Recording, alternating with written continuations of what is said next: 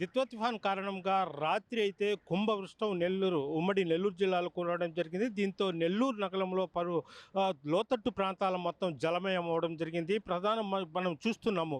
అంటే భుజబుజ్ నెల్లూరు హైవే నుంచి ఇటు అయ్యప్ప గుడి వరకు భారీగా వరద నీటితో రోడ్ల మీద ఒక నదుల మాదిరిగా ప్రవహిస్తున్న దృశ్యాలైతే చూస్తున్నాం మనము.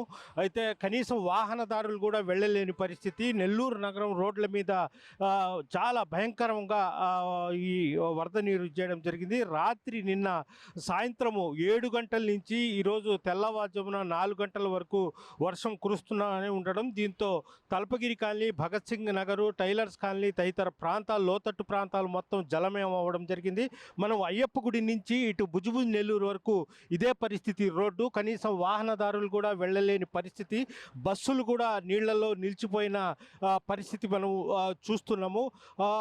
జాతీయ రహదారి నుంచి ఇటు అయ్యప్ప గుడి సుమారు 1 కిలోమీటర్ వరకు రోడ్ల మీద నీళ్లు ఈ విధంగా ఒక నది మాదిరిగా ప్రవహిస్తూ ఉంది. ప్రస్తుతం ఇది నది కాదు, ప్రధానమైన జాతీయ రహదారికి వెళ్ళే నెల్లూరు నగరంలో నుంచి జాతీయ రహదారికి కలిసే రోడ్డు ఇది. కనీసం లారీలు సైతము కనీసము వెళ్ళలేని పరిస్థితిలో ఆగిపోయిన పరిస్థితి ఇక్కడ ఉంది. అయితే కనీసం అంటే కార్లు, అదేవిధంగా బస్సులు మొత్తము నిలిచిపోవడం జరిగింది. అయితే ఉమ్మడి నెల్లూరు జిల్లాలో ప్రధానంగా సూలూరుపేట, గూడూరు, తడ ఆ ప్రాంతాల్లో మరింత హెవీగా వర్షం కురియడంతో ఆ ప్రాంతాల్లో కూడా వాగులు, వంకలు అయితే పొల్లిపోతున్న పరిస్థితి అయితే కనిపిస్తుంది. అదేవిధంగా తీర ప్రాంతాల్లో కూడా ఇప్పటికే అధికారులు మరింత అప్రమత్తం చేయడం జరిగింది. నెల్లూరు నగరంలో ఫ్లైఓవర్ బ్రిడ్జీల కింద కూడా నీళ్లు ఇచ్చేయడంతో నగరపాలక సంస్థ అధికారులు మొత్తము రంగంలోకి దిగి అక్కడ నీళ్లు అక్కడ తోడే పరిస్థితి అయితే కనిపిస్తూ ఉంది.